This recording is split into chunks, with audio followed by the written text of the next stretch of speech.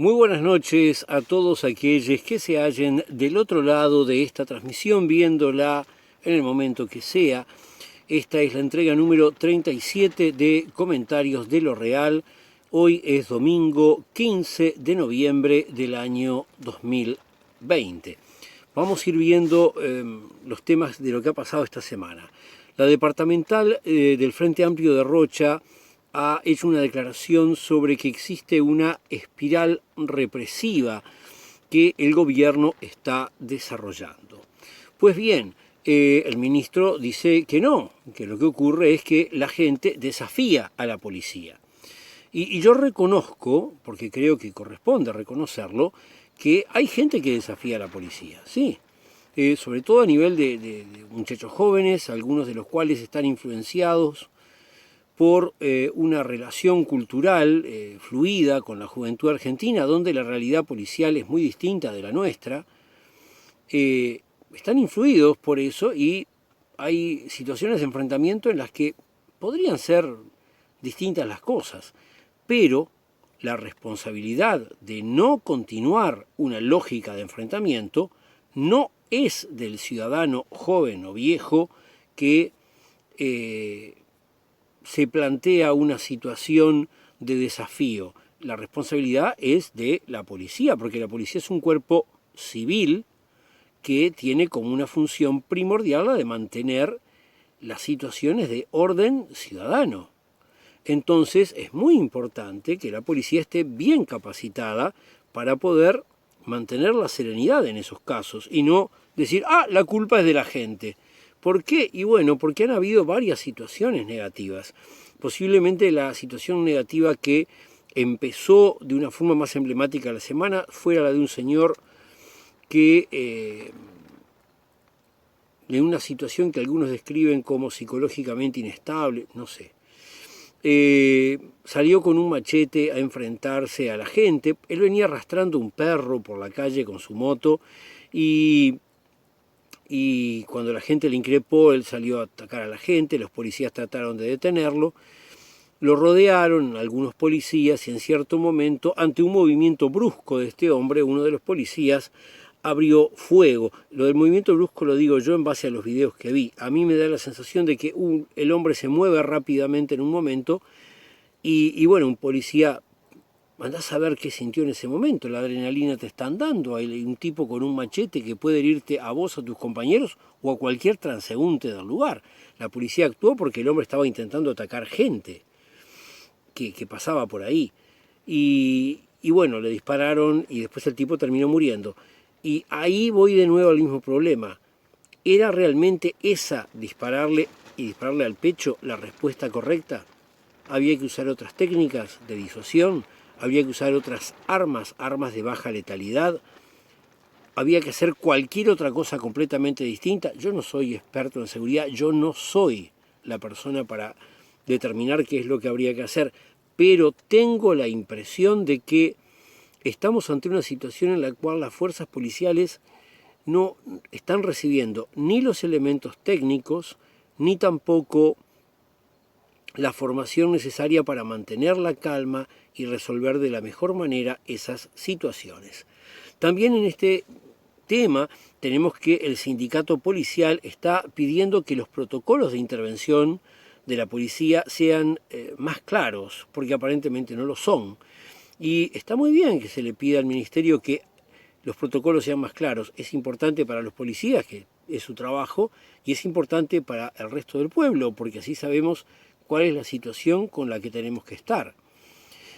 Tenemos también que hubo un operativo en la zona de Punta Rubia, donde a la gente se le decía, bueno, tenemos que revisar su casa.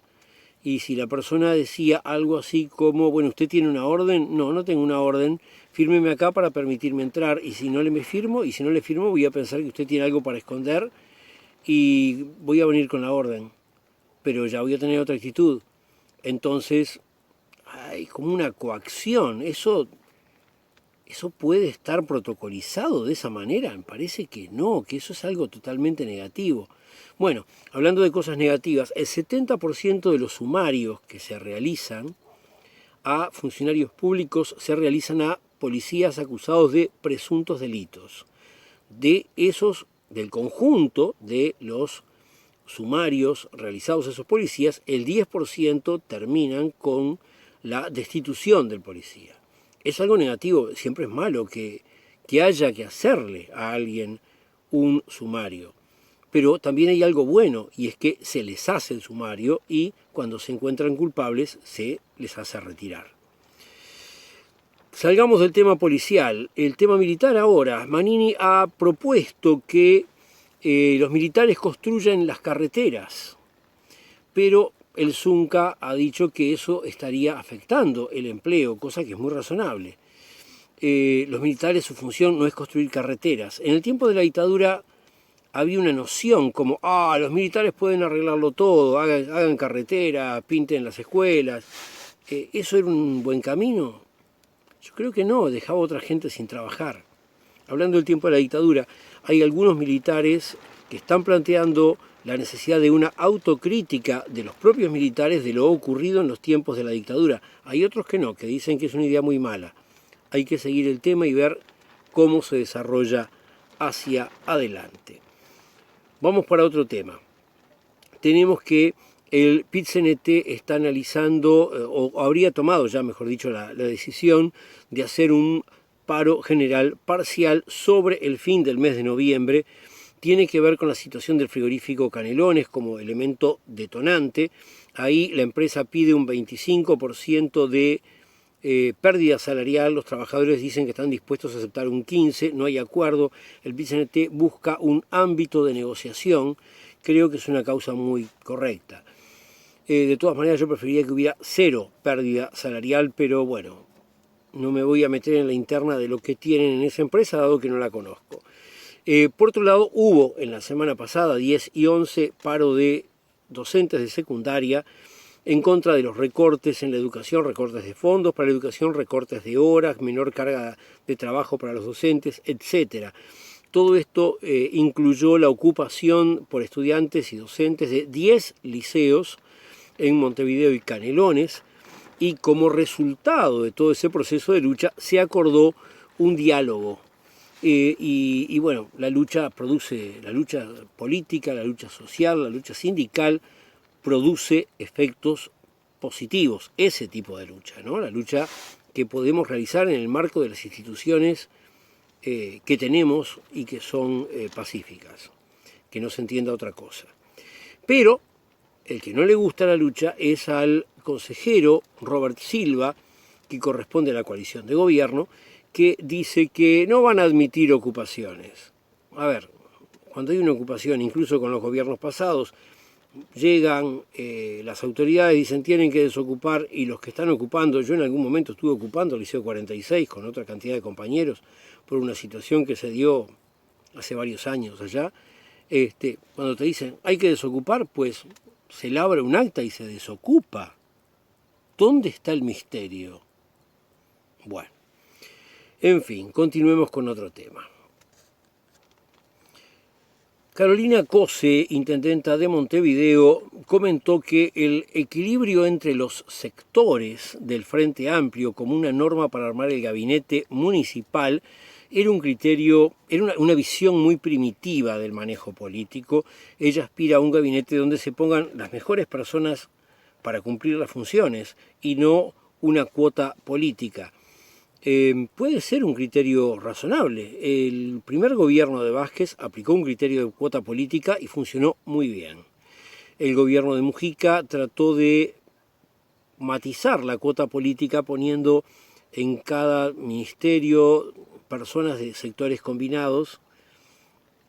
Yo diría que no funcionó tan bien como el otro criterio, pero me pareció también un criterio aceptable.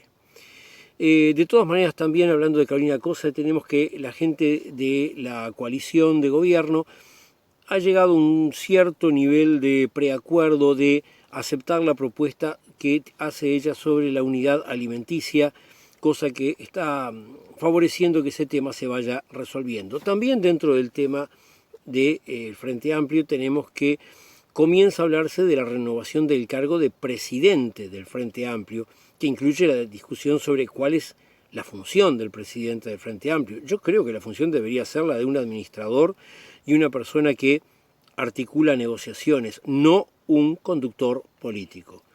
Pero bueno, se habla de que Carámbula, Gonzalo Carámbula, ex senador, ex intendente de Canelones, podría ser un candidato de consenso, y eso está muy bien, llegar a un candidato de consenso que todos los sectores apoyen. Sin embargo, los sectores más socialdemócratas, tipo Asamblea Uruguay, los sectores nucleados alrededor de la persona de Vergara, quieren ir a una competencia electoral. Yo me pregunto si en este momento, con pandemia, con los costos que todo esto tendría, es la mejor idea la de ir a una competencia electoral. Estamos enfrentando un gobierno, ¿no es mejor trabajar un candidato de unidad y de consenso? Yo creo que sí. Aparte, Carámbula me parece que ha demostrado, no solo como senador, sino antes como intendente, una persona que sabe manejar muy bien criterios unitarios. Muy bien, continuemos. En el tema de lo que tiene que ver con la lucha contra la ley de urgente consideración, la LUC, la Intersocial postergó la definición sobre qué artículos habrían que quitar, e incluso maneja la posibilidad de que se vaya en contra de toda la LUC lisa y llanamente, y el 29 de noviembre va a estarse reuniendo por ese tema. El PIT-CNT en principio está a favor de ir en contra de 116 artículos de la ley, pero hay 5 de esos artículos que el Frente Amplio los votó. Tanto el MPP como el Partido Comunista están a favor de, bueno, podemos llegar a aceptar ir en contra de esos artículos que en el Parlamento votamos. Pero hay otros sectores del Frente Amplio que no quieren impugnar los artículos que sus legisladores votaron. Habrá que esperar para ver cómo se va desarrollando ese tema. Ahora vamos a hablar del COVID, que en el correr de esta semana volvió a aumentar. Volvió a aumentar la cantidad de casos y varios días tuvieron cifras altas de personas contagiadas. Sin embargo, a nivel de cuánta gente está en terapia intensiva, que es lo importante, recordemos, lo importante es que no se sature el sistema de atención de salud. Muy bien, sigue estando 8, 10 personas todo el tiempo. Bueno, antes teníamos 1 persona, 2 personas, 3 personas, es muchísimo más, pero todavía estamos muy lejos de llegar a una cifra de saturación del sistema de salud. Hay que abrir los ojos, hay que tener cuidado, pero todavía estamos lejos. En este entorno, el departamento de Cerro Largo es uno de los lugares más preocupantes, por lo cual ahí se suspendieron todos los eventos sociales, se cerraron los locales gastronómicos, se está pidiendo el cierre de la actividad escolar presencial, y se va a instalar a partir del lunes de mañana un laboratorio in situ en el departamento de Cerro Largo para hacer los análisis de una forma más ágil. Tenemos que, por otro lado, también hay muchos focos que son derivados del foco en la escuela militar, focos que tuvieron su transmisión a partir de vínculos como fiestas, gimnasios, noviazgos, etc. Y el Ministerio de Salud Pública está criticando a los jóvenes y yo creo que de repente no es la forma. Los jóvenes, todos fuimos jóvenes, yo creo que estoy en mi 4ª juventud, porque creo que la juventud es una cuestión mental, pero acá están hablando del marco etario. Y bueno, la gente joven quiere hacer lo que siempre quieren hacer los jóvenes, salir, divertirse, pasarla bien. Entonces es lógico que hayan ciertas imprudencias. Los demás tenemos que buscar cómo compensar, pero también cómo habilitar los espacios para que disfruten. En primaria sí, aparentemente hay una decisión tomada de cambiar la forma de asistencia de los gurises, van a estar con menor distancia, pero con tapabocas obligatorio. La gente de la comisión asesora está hablando de que en realidad en las escuelas no han habido brotes importantes y que por lo tanto podría funcionar muy bien esta nueva modalidad en primaria. Después de todo, queda un mes de clases, el tiempo está más cálido, con el tiempo cálido este virus es menos activo, etc. De todas maneras hay que cuidarse. Se está pidiendo volver a mantener la distancia en los lugares cerrados, utilizar tapabocas o en los lugares muy concurridos abiertos. Cuando se hacen reuniones, tratar de que los núcleos sean cortos, que el tiempo de la misma sea acotado, que haya buena ventilación o que sea al aire libre. Y ahora interviene además de parte del grupo asesor un comentario de preocupación porque ellos dicen el personal de la salud está cansado. Y es lógico que estén cansados. Estamos desde marzo con esto, un montón de meses. ¿Cómo no van a estar cansados? Eso es una de las tantas cosas que deberían irse previendo. Hacer procesos escalonados de descanso de ese personal para poder mantenerlo fresco, porque es en este momento crucial que ese personal esté brindando sus servicios de la mejor manera. Hablando de maneras, está la comisión que está estudiando la reforma de la seguridad social y bueno, el Frente Amplio está creando su propia comisión, aunque reconoce que la primera palabra la tiene que tener el gobierno. Y la comisión del gobierno está analizando que a fines de este siglo XXI, o sea, dentro de 80 años, habrían 2.7 millones de habitantes en el país. O sea, ellos suponen un mundo estático y cerrado en el cual lo único que cuenta es el crecimiento vegetativo de la población de Uruguay. Uruguay es un país donde nace menos gente cada vez, proyectan la cantidad de tasa de natalidad, la cantidad de mortalidad y calculan cuántos van a quedar. Eso en principio a mí me parece de un positivismo en el sentido de aquella corriente teórica del siglo XIX, totalmente patético, totalmente lineal. A ver, hay un problema, hay poca gente trabajando, hay poco crecimiento vegetativo. ¿Qué deberíamos hacer? Traer gente al Uruguay. ¿Cómo se trae gente al Uruguay? Mediante inmigración.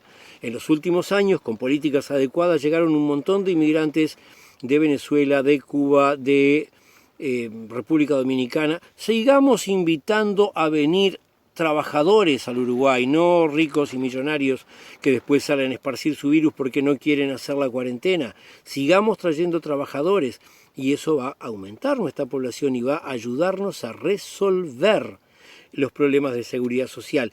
Dicho sea de paso, la Comisión ya dice que el sistema actual de sistema de cuidados, que está totalmente solventado desde rentas generales, no debería funcionar más así y debería depender del aporte previo de la gente. O sea, siguen pensando en cómo sacar dinero con aportes. Este gobierno siempre tiene las mismas ideas en su cabeza.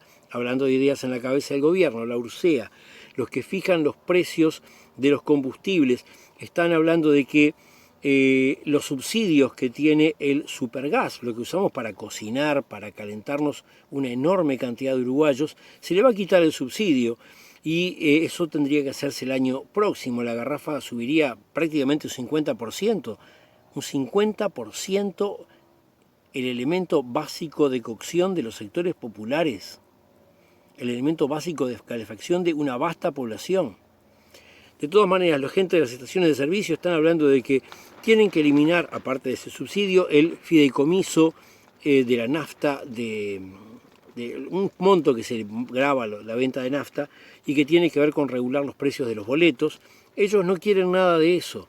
Y fíjense que el presidente de la Cámara de Industrias dijo que este gobierno está totalmente alineado con la agenda de la Cámara de Industria, o sea, con el proyecto, con la plataforma. Agenda no me gusta como palabra, es correcto, pero da la idea de un librito donde anotamos lo que hay que hacer. No, la plataforma de este gobierno y la plataforma de los empresarios es la misma. Por eso es tan regresiva y por eso va en contra del pueblo una y otra y otra y otra vez. Fijémonos que, por ejemplo, en este momento, con la situación que hay en cuestiones de seguridad y demás, una cosa muy importante es fortalecer a la policía, por supuesto, haciéndole esos protocolos, haciendo que puedan trabajar bien, pero también a la justicia. Y quieren congelar los sueldos de la Suprema Corte de Justicia. En el Poder Judicial hay un escalafón de sueldos en el cual, según el sueldo de los ministros de la Suprema Corte, van bajando los sueldos progresivamente de los jueces de distintos grados. Entonces, ¿cuál es el resultado? El resultado es que si congelás aquellos sueldos, congelás todos y deteriorás el funcionamiento de la justicia. También tenemos que el Partido Nacional está insistiendo en incluir en el presupuesto nacional la liberalización de la venta de los combustibles en aeropuertos, vale decir, romper el monopolio de ANCAP. El Mides está hablando también de dar menos dinero a las pensiones a la vejez y a las ayudas por extrema pobreza. De vuelta el gobierno con la agenda de los empresarios, no con la agenda del pueblo, buscando limitar lo que ayuda a la gente. El Ministerio de Vivienda no va a renovar el 40% de los contratos de la gente que trabaja en el plan de mejoramiento de los barrios. Y todo eso es negativo. Vamos con una positiva. El gobierno uruguayo propuso incluir una cláusula de género en los acuerdos comerciales del Mercosur, a efectos de achicar las brechas salariales por género que existen en la realidad. Bueno, y para cerrar esta semana, tenemos que se publicó un estudio que muestra una fuerte correlación. Todavía el estudio no dice que hay una relación de causa-efecto, pero sí que existe una relación muy fuerte entre los procesos de agricultura y ganadería en la zona de la cuenca del río Santa Lucía, con que existan altas cantidades de fósforo. ¿Esto qué significa? Significa que las actividades agrícolas y ganaderas, en la forma que se practican en Uruguay y especialmente en la cuenca de Santa Lucía, contaminan el curso de agua del río, del cual proviene el agua que consume el 60% de la población del Uruguay. Así que el 60% del Uruguay se tiene que embromar, o algunos productores rurales tienen que cambiar su forma de trabajar. Yo diría que tienen que cambiar algunos productores rurales, porque los menos tienen que ajustarse a los más. En una democracia se supone que es así. Pues bien, sucede que ellos no quieren, porque ellos quieren que el gobierno tenga su agenda. Nos vemos la semana que viene.